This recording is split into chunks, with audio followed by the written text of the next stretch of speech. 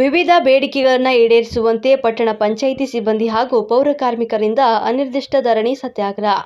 NPS ಬೇಡ, OPS ಜಾರಿಗೊಳಿಸಿ. ಪಟ್ಟಣ ಪಂಚಾಯಿತಿ ಕಚೇರಿ ಮುಂಭಾಗದಲ್ಲಿ ವಿವಿಧ ಬೇಡಿಕೆಗಳನ್ನು ಈಡೇರಿಸುವಂತೆ ಪಟ್ಟಣ ಪಂಚಾಯಿತಿ ಸಿಬ್ಬಂದಿ ಹಾಗೂ ಪೌರ ಕಾರ್ಮಿಕರು ಅನಿರ್ದಿಷ್ಟ ಧರಣಿ ಸತ್ಯಾಗ್ರಹ ಆರಂಭಿಸಿದ್ದಾರೆ. ಇದೇ ಸಂದರ್ಭದಲ್ಲಿ ಬಿಲ್ ಕಲೆಕ್ಟರ್ ಸಂದೀಪ್ ಮಾತನಾಡಿ, ಪಟ್ಟಣ ಪಂಚಾಯಿತಿ ಸಿಬ್ಬಂದಿ ಹಾಗೂ ಪೌರ ಕಾರ್ಮಿಕರಿಗೆ ಒಪಿಎಸ್ ಜಾರಿಗೊಳಿಸಬೇಕು. ಅರೆ ಸರ್ಕಾರಿ ನೌಕರರನ್ನ ಸರ್ಕಾರಿ ನೌಕರರಾಗಿ ಪರಿಗಣಿಸಬೇಕು. ಸರ್ಕಾರದಿಂದ ಸಿಗುವಂತ ಎಲ್ಲ ಸೌಲಭ್ಯಗಳಾದ ಕೆಜಿಐಡಿ, ವಿಮಾ ಸೌಲಭ್ಯ ಸೇರಿದಂತೆ ಸರ್ಕಾರಿ ನೌಕರರಿಗೆ ಸಿಗುವ ಎಲ್ಲ ಸೌಲಭ್ಯಗಳು ನಮಗೆ ದೊರೆಯುವಂತಾಗಬೇಕು ಅಂತ ಹೇಳಿದ್ರು. ಇನ್ನು ನೇರ ಪಾವತಿಯಲ್ಲಿ ಕೆಲಸ ಮಾಡುವ ನೌಕರರಾದ ನೀರು ಸರಬರಾಜು, ಕಸ ವಿಲೇವಾರಿ, ವಾಹನ ಚಾಲಕರು ಹಾಗೂ ಪೌರ ಕಾರ್ಮಿಕರನ್ನ ಕಾಯಂ ನೌಕರರಾಗಿ ಘೋಷಣೆಯನ್ನ ಮಾಡಬೇಕು. ಸರ್ಕಾರಕ್ಕೆ 45 ದಿನಗಳ ಗಡುವು ನೀಡಲಾಗಿತ್ತು. ಆದರೆ ಸರ್ಕಾರ ಪಟ್ಟಣ ಪಂಚಾಯಿತಿ ಸಿಬ್ಬಂದಿ ಹಾಗೂ ಪೌರ ಕಾರ್ಮಿಕರನ್ನ ನಿರ್ಲಕ್ಷಿಸದೆ, ಅದರಿಂದಾಗಿ ನಮ್ಮ ಬೇಡಿಕೆಗಳನ್ನ ಈಡೇರುವವರೆಗೆ ಅನಿರ್ದಿಷ್ಟ ಧರಣಿ ಸತ್ಯಾಗ್ರಹ ನಡೆಸಲಾಗುವುದು ಅಂತ ಸರ್ಕಾರಕ್ಕೆ ಎಚ್ಚರಿಕೆಯನ್ನ ನೀಡಿದ್ರು.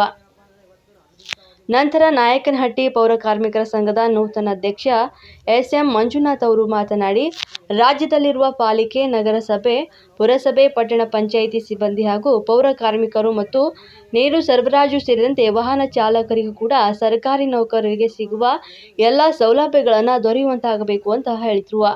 ಇಲ್ಲವಾದಲ್ಲಿ ರಾಜ್ಯಾದ್ಯಂತ ಉಗ್ರವಾದ ಹೋರಾಟ ಮಾಡಲಾಗುವುದು ಅಂತ ಎಚ್ಚರಿಕೆಯನ್ನು ಕೊಟ್ಟಿದ್ದಾರೆ.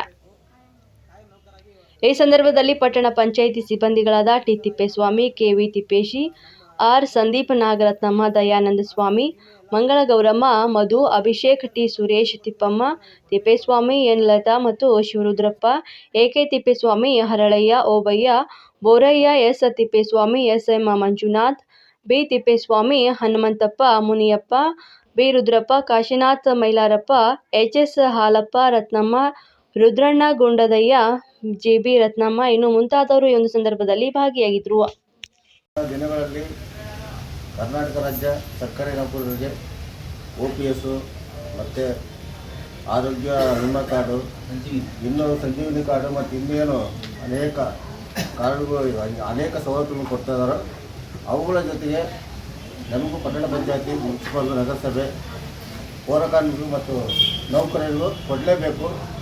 ಕೊಡದಿದ್ದರೆ ಒಂದು ವೇಳೆ ರಾಜ್ಯಾದ್ಯಂತ ಉಗ್ರವಾದ ಹೋರಾಟ ಮಾಡ್ತೀವಿ ಅಂತೇಳಿ ಒಂದು ಮುನ್ಸೂಚನೆ ಕೊಡ್ತೀವಿ. ಯಾವುದಕ್ಕಾಗಿ ಉಗ್ರ ಹೋರಾಟ ಮಾಡ್ತೀವಿ? ನೌಕರರನ್ನು ಒಂದು ವೇಳೆ ಕೈ ಬಿಟ್ಟಿದ್ದಾದರೆ ಕರ್ನಾಟಕ ರಾಜ್ಯಾದ್ಯಂತ ಉಗ್ರವಾದ ಹೋರಾಟ ಮಾಡೋಕ್ಕೆ ನಾವು ಸಿದ್ಧವಿದ್ದೀವಿ ಅಂತೇಳಿ ಒಂದು ಮುನ್ಸೂಚನೆಯಾಗಿ ನಾವು ಸರ್ಕಾರಕ್ಕೆ ಈ ಮುಖೇನ ಮುಟ್ಟಿಸ್ತೀವಿ. ಜೈ ಹಿಂದ್, ಜೈ ಕರ್ನಾಟಕ. ಮತ್ತು ಸರ್ಕಾರಿ ನೌಕರನಾಗಿ ಪರಿಗಣಿಸಬೇಕು ಸರ್ಕಾರ.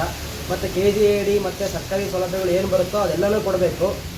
ಮತ್ತು ನಮ್ಮ ನೀರು ಸರಬರಾಜು ಸಿಬ್ಬಂದಿ ಮತ್ತು ವಾಹನ ಚಾಲಕರಿಗೆ ನೇರ ಪಾವತಿಯಲ್ಲಿ ಯಾರು ವರ್ಕ್ ಮಾಡ್ತೀರೋ ಅವರೆಲ್ಲರೂ ಸಮೇತನೂ ಸರ್ಕಾರಿ ನೌಕರರಾಗಿ ಒಳಗೆ ಬರಬೇಕು, ಕಾಯಂ ನೌಕರಾಗಿ ಕೆಲಸ ಮಾಡಬೇಕು ಅವರೆಲ್ಲನೂ.